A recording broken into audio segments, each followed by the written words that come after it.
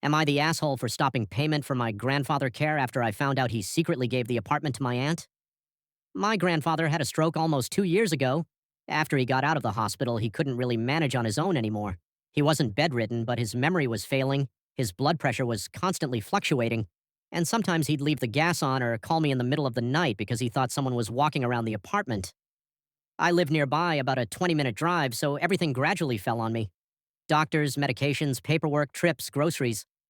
When things got tougher, I found a caregiver for a couple of days a week. His pension covered part of the expenses, but a decent caregiver and post stroke medications were very expensive, so I was constantly chipping in my own money.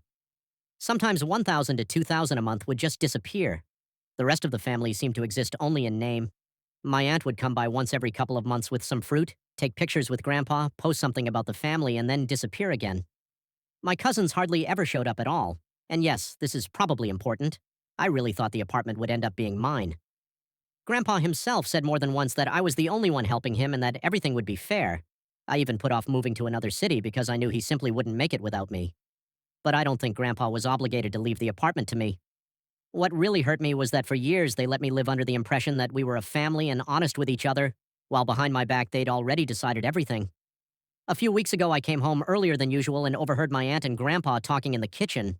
She was trying to convince him not to leave the apartment to me because I only help for my own benefit.